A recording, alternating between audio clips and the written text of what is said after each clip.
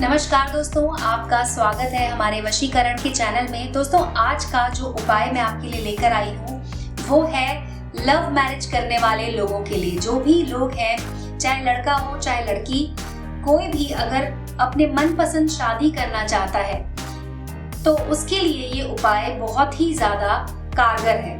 ये एक तरह का चमत्कारी उपाय मैं आज आपको बताने जा रही हूँ। एक वशीकरण का उपाय है जो आप अगर किसी के साथ प्रेम विवाह करना चाहते हैं तो आप इस उपाय को कर सकते हैं। दोस्तों, इसके लिए आपको एक बात याद रखनी है, वो ये कि जो भी लड़की है वो अगर आपसे प्यार करती थी और उसने आपसे शादी करने का वादा किया था तो आप इस उपाय को कर सकते हैं। पर अगर कोई ऐसी लड़की है जिसने कभी आपसे प्यार ही नहीं किया, कभी उसने आपको वादा ही नहीं किया, तो उसके लिए आप ये उपाय नहीं कर पाएंगे।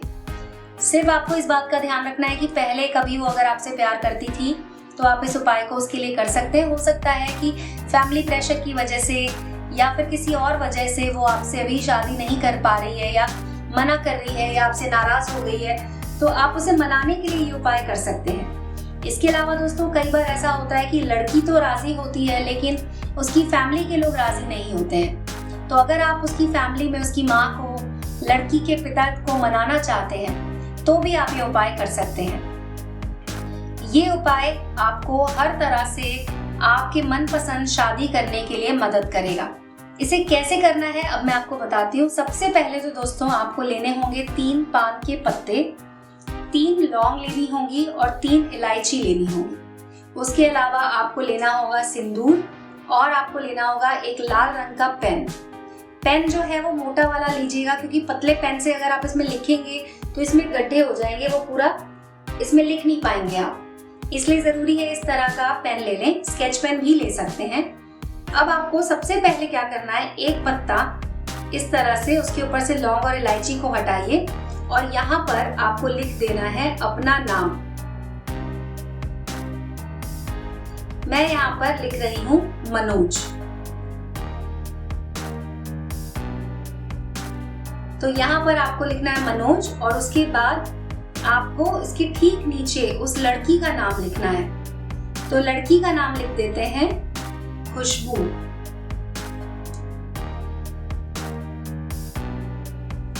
और इन दोनों के बीच में आपको बनाना है एक प्लस का साइन। इस तरह से आपको लिखना है दोस्तों। और उसके बाद प्लस जहां पर आपने बनाया वहां पर आपको लौंग और इलायची को ऐसे रख देना है। बीच वाला जो पत्ता है वहां पर आपको लिखना है अपनी माँ का नाम, यानी कि जो भी लड़का है उसकी माँ का नाम यहाँ पर लिखना होगा। मैं यहाँ पर सीधा यही लिख देती हूँ ताकि आपको याद रहे कि यहाँ पर आपको माँ का नाम लिखना है।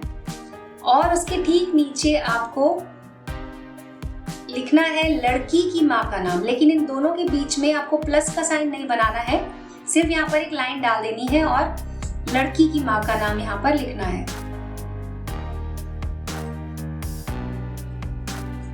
अगर आपको उनकी माँ का नाम नहीं पता है, बाय चांस हो सकता है कि आपको उनकी माँ का नाम नहीं पता हो, तो आप यहाँ पर सिर्फ माँ लिख सकते हैं। अपनी माँ का नाम आपने लिख दिया, लड़की की माँ के नाम की जगह पे सिर्फ माँ लिख देंगे तो भी काम करेगा ये। अब इसमें भी आपको दोनों के बीच में ये लौंग और इलायची रख देनी है। और दोस्तों, जो तीसरा पत्ता है उसमें आपको क्या करना है, उसमें आपको लड़की का नाम पहले लिखना है।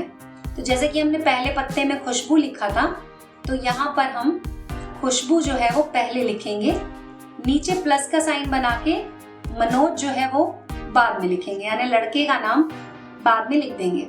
अब इस प्लस पर आपको दोबारा वही इलायची और लौंग रख देनी है। अब दोस्तों आपको क्या करना है कि आपको सिंदूर लेना है और उसके बाद सिंदूर एक चुटकी से आपको लगा देना है लड़की के नाम के ऊपर। इस तरह से इस पत्ते में लड़की के नाम के ऊपर सिंदूर लगा दीजिए।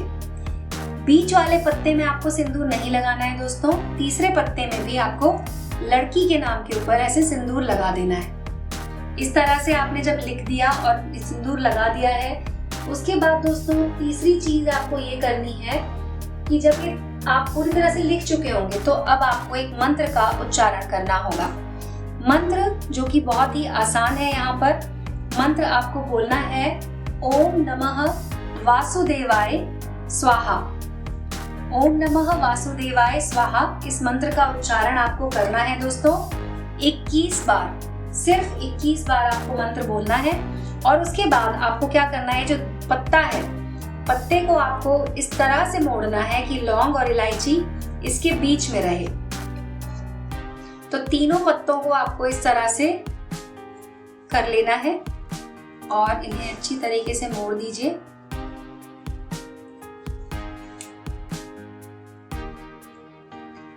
और इन्हें एक के ऊपर एक आपको ऐसे रख लेना है। तो तीसरा पत्ता भी आप इस तरीके से फोल्ड कर लीजिए।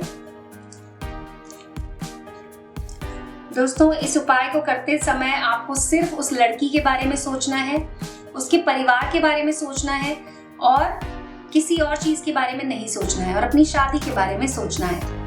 इस तरह से तीनों पत्तों को आप एक साथ कर दीजिए।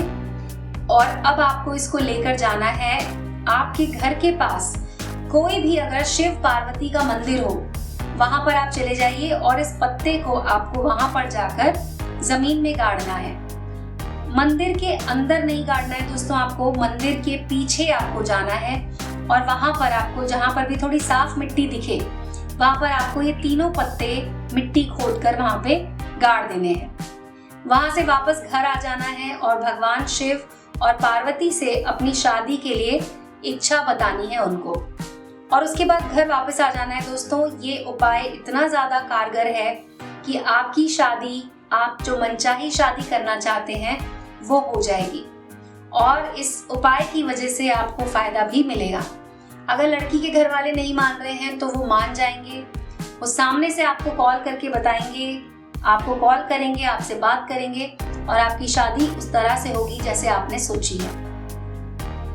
तो दोस्तों, आज की इस विधि में अगर कोई भी ऐसी चीज है जो आपको नहीं समझ में आई है, या अगर आप चाहते हैं कि हम आपके लिए ये विधि करें, तो आप हमें कॉल कर सकते हैं। हमारा नंबर आपको वीडियो के टाइटल में मिल जाएगा। उस नंबर पर कॉल करके आप हमसे बात कर सकते हैं। और कोई परेशानी हो, समस्या हो, तो भी आप हमें कॉल कर सकते हैं। दोस्तों, मिलते हैं अगले वीडियो में। धन्यवाद।